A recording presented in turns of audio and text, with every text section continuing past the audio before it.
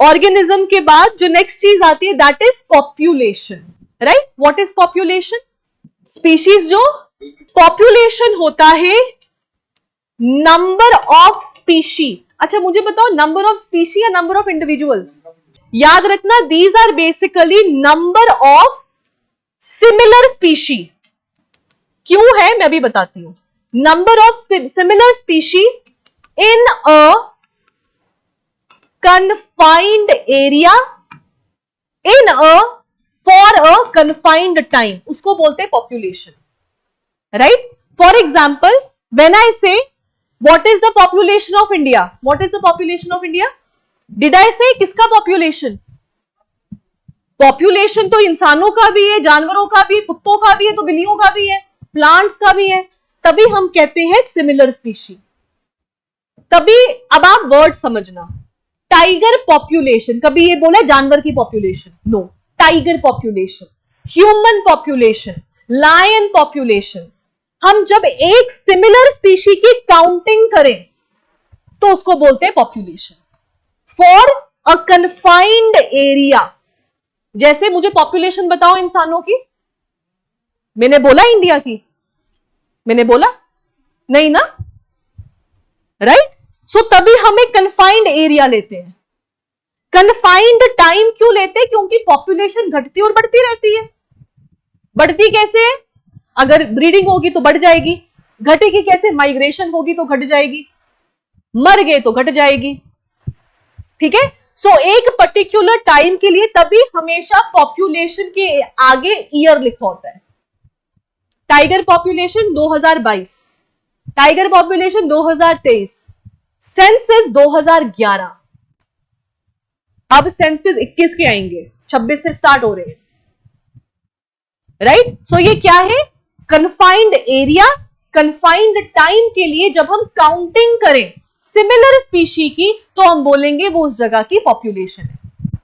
जैसे ये अपना ह्यूमन पॉपुलेशन इन मुंबई भाई इतना है, तभी तो हम बोलते हैं वो डेंसली पॉपुलेटेड है।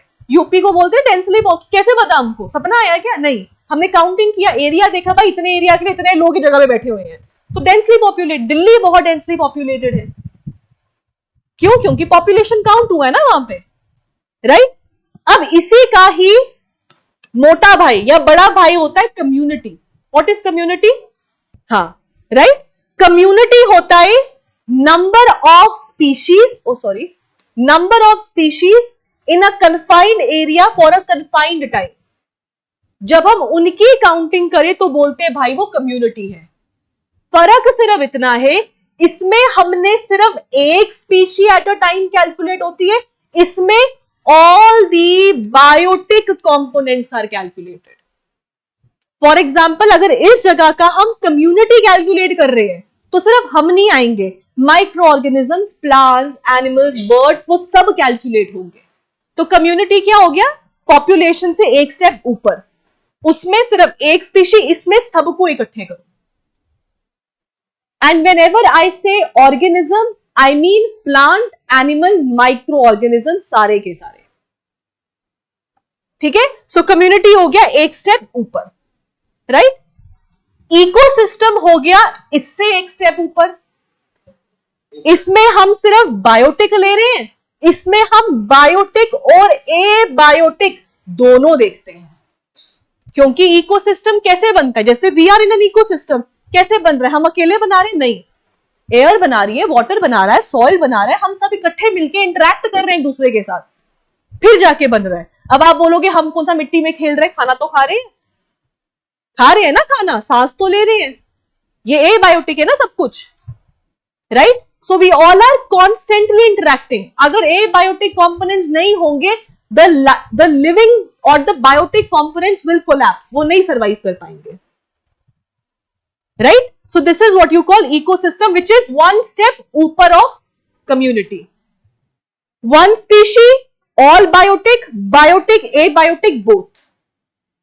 अब इसके ऊपर आता है बायोम। बायोम बेसिकली क्या हो गया?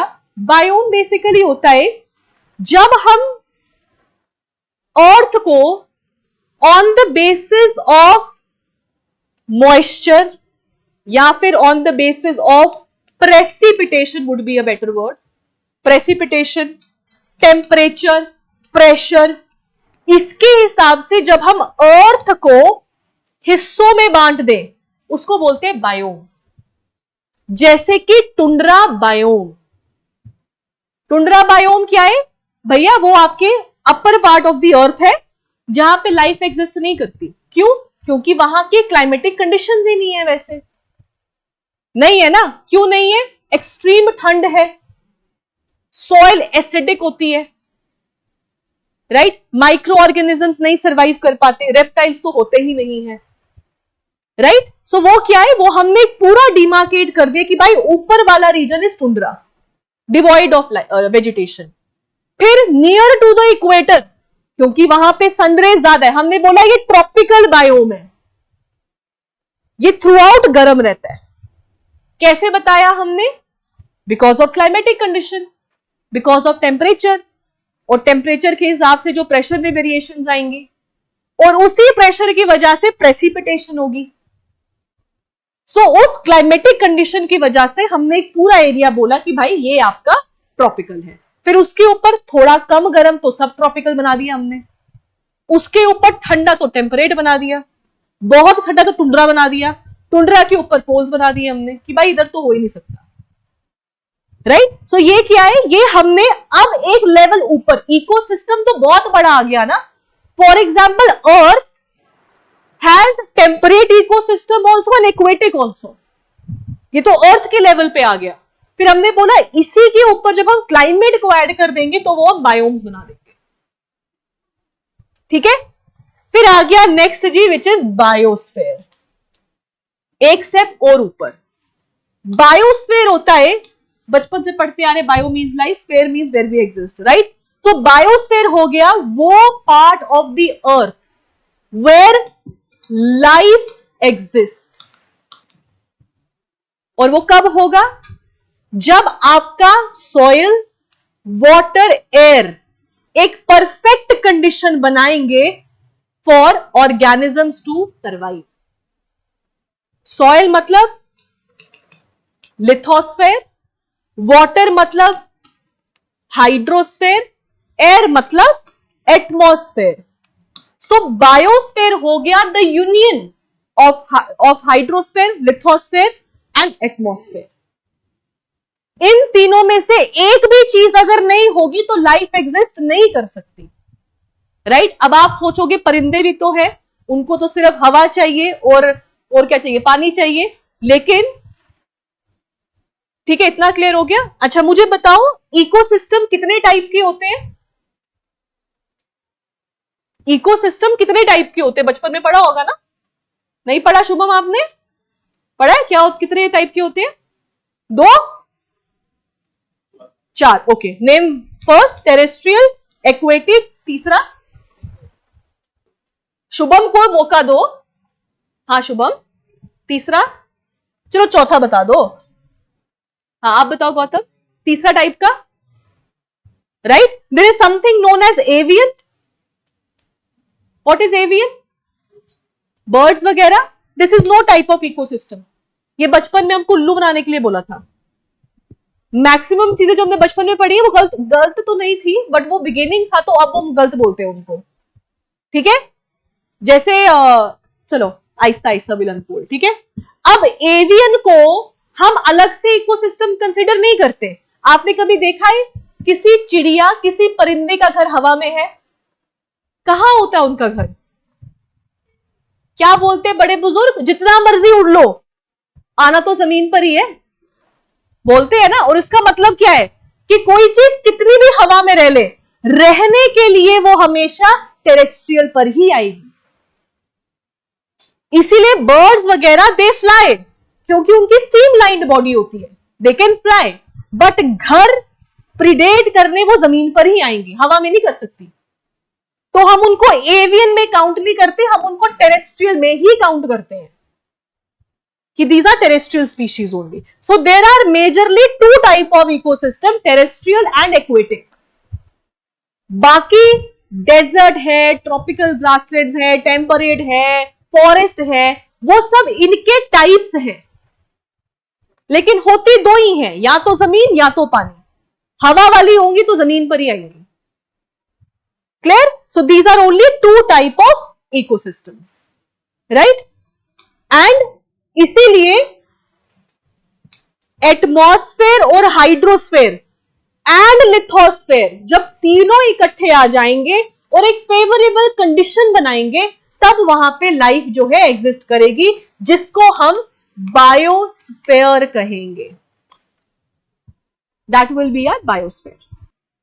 शोजाब, वेरी नाइस शेर, बहुत अच्छा शेर बोला आपने। ठीक है, चलो। इन्होंने बोला है, उड़ने दे इन परिंदों को आजाद हवा में गालिब। वाह वाह। जो तेरा अपने होंगे वो लौट आएंगे किसी रोज। वाह वाह। चलो अब आगे बढ़ते हुए, अब नेक्स्ट क्या आता है? Next then you have this universe and all of that, and then you have the Goldilocks zones, right? अब बात आती है, what are Goldilocks zones? Goldilocks zones are basically that zones which are, number one, very far away from Earth. That means space. So these are those areas or those zones which are very far from Earth, which are basically space, right?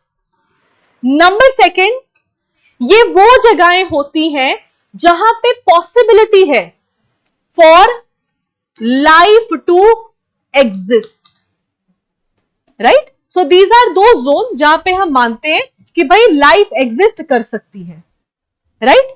अब life कैसे exist करेगी? ये बोलते हैं भाई कि life तभी exist करेगी जब बहुत ज्यादा ना गर्मी हो और जहां बहुत ज्यादा ठंड भी ना हो। ये वो एरिया होगा, राइट? अब वो कहते भाई गर्मी है, मतलब कहते इतनी गर्मी भी ना हो कि हर चीज गैस बन जाए। कोई चीज पिघल के इवेंचुअली तो इवेपोरेट ही होगी ना। सो इतनी गर्मी ना हो कि हर चीज गैस बन जाए, और ना ही इतनी ठंडी हो कि हर चीज सॉलिड बन जाए, राइट? एक परफेक्ट टेम्परेचर हो जहां पे वाटर एग्जिस्ट कर सके। वाटर इज लिक्विड, और वाटर कैसे एग्जिस्ट करेगा? अगर बड़ी ठंड है तो जम जाएगा, बड़ी गर्मी है तो उड़ जाएगा। सो एक ऐसा टेम्परेचर वहां पे मौजूद हो जहां पे वाटर का एग्जिस्टेंस हो। मार्स जय थई पुट दी हमने मार्स की, क्यों? पानी मिला था ना, खत्म कर दिया जो था वो भी उड़ गया।